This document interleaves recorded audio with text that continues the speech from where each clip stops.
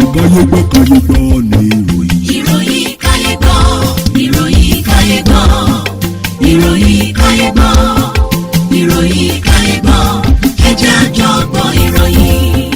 Ẹ kú lẹ́dẹ̀ àsìkò yìí ní gbogbo ibi tí ẹ ti ń gbọ́ mi. Ìròyìn Kayegbo ni mo mú wá sétí ìgbọ̀nyín láti ìkànnì Jígí Alára. Orúkọ mi ni Olúwafúnmiláyọ̀ Adéṣẹ́wọ́. Ṣáájú ẹgbẹ́ kókó tó wà nínú ìròyìn ọ̀hún. Bàbá kan àti ọmọ rẹ̀ ọkùnrin ti gbẹ̀mí obìnrin ọlọ́mọ mẹ́rin kan ní ìpínlẹ̀ Ẹdó. Aláboyún kan àti àwọn mẹ́jọ mìíràn farapa níbi ìgbàmù afẹ́fẹ́ gáàsì ní ìpínlẹ̀ Èkó.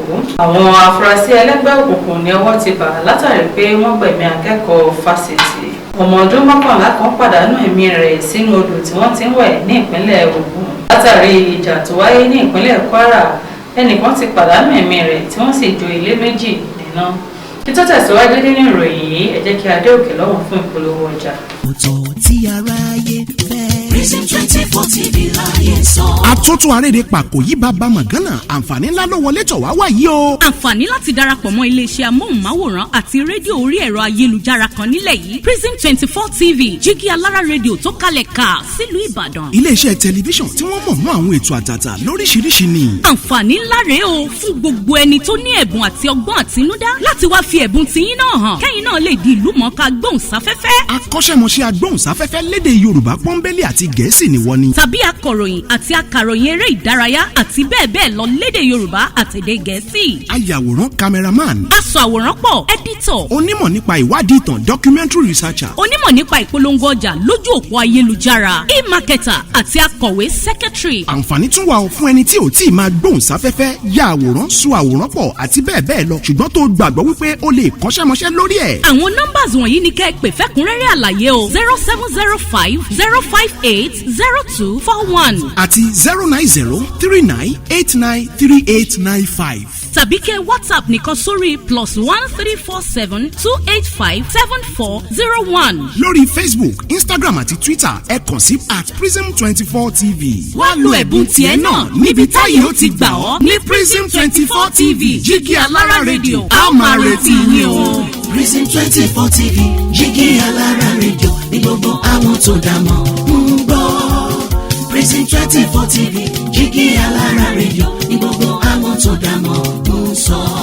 Tẹlifíṣàn kan àrà ọ̀tọ̀ tí aráyé ń fẹ́. Prison 24 TV láyé sọ. Ó ti akájọ tẹ̀ síbi táyé ti tẹ̀ sí ó yá. Prison 24 TV láyé sọ. Ẹ káàbọ̀ padà láti òkè lọ́hùn-ún. Ìròyìn ọ̀hún rèé lẹ́kùnrẹ́rẹ́. Bàbá kan àti ọmọ rẹ̀ ọkùnrin ti gbẹ̀mí obìnrin ọlọ́mọ mẹ́rin kan ní ìpínlẹ̀ Èdó. Obìnrin kan ni wọ́n gbópa láti ọwọ́ bàbá kan àti ọmọ rẹ̀ ọkùnrin ní agbègbè Ọ̀págà ní ìjọba ìbílẹ̀ Òmùwulẹ̀ ní ìpínlẹ̀ Èdó. Ẹni tí ìṣẹ̀lẹ̀ náà ṣẹlẹ̀ sí ló jẹ́ ìyá ọlọ́mọ mẹ́rin tí wọ́n pè ní arábìnrin Nata Ìgbínobia. Alukoro fún iléeṣẹ́ ọlọ́pàá ní ìpínlẹ̀ náà SP Chidi Nwabuzo fìdí ìṣẹ̀lẹ̀ náà múlẹ̀ tó sì ní àwọn afurasí náà ló ti wà ní àgọ́ àwọn tí ìwádìí sì ti ń lọ lọ́wọ́. Ìròyìn tó jáde láti ẹnu ọmọbìnrin olóògbé náà ní ìṣẹ̀lẹ̀ náà ló wáyé ní ọjọ́ àbámẹ́ta Sátidé. Wọ́n ní obìnrin yìí ló gbìyànjú láti parí aáwọ̀ tó wáyé láàrin àwọn alábàágbé rẹ̀ Philip Ayọ̀ àti ọmọ rẹ̀ pẹ̀lú ìbátan rẹ̀ kan. Philip ló mú ọ̀bẹ láti fi gún ìbátan rẹ̀ ṣùgbọ́n tí ó ṣe pé obìnrin yìí ló gún. Aláboyún kan àti àwọn mẹ́jọ mìíràn farapa níbi ìbúgbàmù afẹ́fẹ́ gáàsì ní ìpínlẹ̀ Èkó. Obìnrin aláboyún kan tí wọn kò tí ì mọ̀ àti àwọn mẹ́jọ mìíràn ló farapa yánnayànna níbi ìbúgbàmù afẹ́fẹ́ gáàsì tó wáyé ní Alábàlẹ̀ ní agbègbè Aláyàbíàgbá ní Ajégúnlẹ̀ Àpápá ní ìpínlẹ̀ Èkó.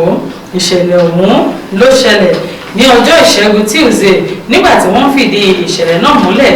Olórí fún ẹ̀ka ẹ̀kọ́ gbogbogbò ti àjọ tó ń rí sí ìjàmbá iná ti ìpínlẹ̀ Èkó Lagos State Fire and Rescue Service Amadu Shakiru sọ pé ìwádìí jẹ́ kí wọ́n mọ̀ pé ọ̀kan lára àwọn àgbá tí wọ́n fẹ́ gáàsì sínú rẹ̀ èyí tí wọ́n tà ní agbègbè náà ni ó jó èyí tí ó gé wáyà iná kan tí iná sì gba ibẹ̀ sọ. Ó fi kún pé iná náà ló ba kẹ̀kẹ́ ẹlẹ́sẹ̀ mẹ́ta mẹ́rin tí wọ́n fi ń gbé èrò jẹ́, ilé ìkẹ́rùsí 6 àti abala ilé ìgbé kan.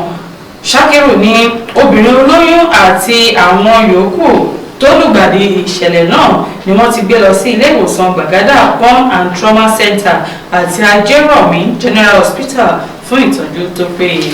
Àwọn afurasí ẹlẹ́gbẹ́ òkùnkùn ní ọwọ́ ti bà látàrí pé wọ́n gbẹ̀mí akẹ́kọ̀ọ́ fásitì Ẹdó. Iléeṣẹ́ ọlọ́pàá ti ìpínlẹ̀ Ẹdó ti fìdí mímú àwọn afurasí tí wọ́n lọ́wọ́ nínú gbígba ẹ̀mí akẹ́kọ̀ọ́ méjì múlẹ̀. Àwọn akẹ́kọ̀ọ́ náà ló jẹ́ ọmọ fásitì Ambrose Aye ní Ekuma. Àwọn akẹ́kọ̀ọ́ tí wọ́n ti dolóògbé náà ni wọ́n pàdánù ẹ̀mí wọn ní ọjọ́ Ẹtì Friday tí ó kọjá láti ọwọ́ àwọn agbébọn tí wọn kò mọ̀ tí wọ́n lérò pé wọ́n jẹ́ ọmọ ẹlẹ́gbẹ́ òkùnkùn tó wá láti ìta. Ìṣẹ̀lẹ̀ náà ló tún gbẹ̀mí akẹ́kọ̀ọ́ kan tí wọ́n ń pè ní Egbe tí wọ́n ní wọ́n lù títí tí ẹ̀mí fi bọ́ lára rẹ̀.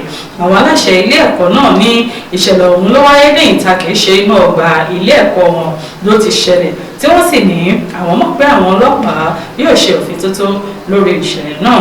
Nígbà tí agbẹnusọ fún iléeṣẹ́ ọlọ́pàá Chidinwa Buzo ń fìdí ìṣẹ̀lẹ̀ náà múlẹ̀, ó ní àwọn ti mú àwọn afurasí kan lórí ìṣẹ̀lẹ̀ náà tí ìwádìí sì ti ń lọ lọ́wọ́.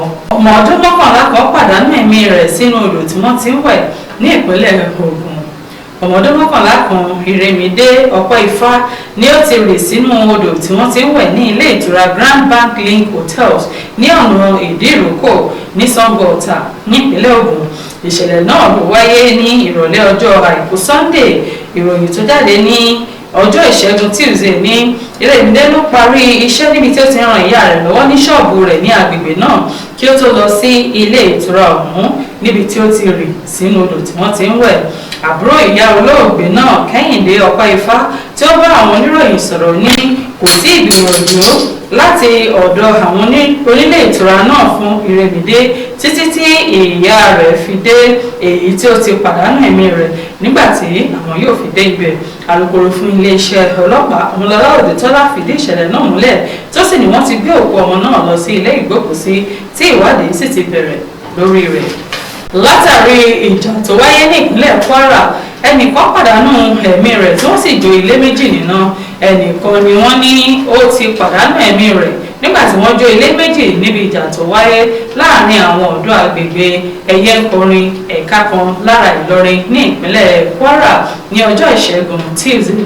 Ìròyìn ní wàhálà náà ló bẹ̀rẹ̀ ní alẹ́ ọjọ́ Ajé Monday láàrin àwọn ẹlẹ́gbẹ́ òkùnkùn kan àti àwọn ọ̀dọ́ ní agbègbè náà ní èyí tí ó gbẹ̀mí ọ̀dọ́ kan tí wọ́n ní àwọn ẹlẹ́gbẹ́ òkùnkùn náà ṣekú pa nígbà tí ilé méjì tó jẹ́ ti bàbá olórí àwọn ẹlẹ́gbẹ́ òkùnkùn náà di sísan láti gbẹ̀san ikú ọ̀dọ́ tí wọ́n gbẹ̀mí rẹ̀. Ìṣẹ̀lẹ̀ náà ni àwọn ọlọ́pàá àti àjọ tó ń rí sí iná pàjáwìrì Kwara State Fire Service fìdí rẹ̀ múlẹ̀. Kọmíṣánná fún ọlọ́pàá Ọ̀gbẹ́ni Victor Ọláìyá tó fìdí ìṣẹ̀lẹ̀ náà múlẹ̀ ní àwọn ọlọ́pàá ti lọ sí àgbègbè náà láti lè jẹ́ kí ohun gbogbo padà bọ̀ sípò. Oníjùbáyé lọ lórí ìròyìn Kayegbo fún ti tòní. Orúkọ mi lẹ́ẹ̀kan sí òun ni Olúwafúnmiláyọ̀ Adéṣẹ́wọ́. Káfíńrè pàdé o. Kayegbo ni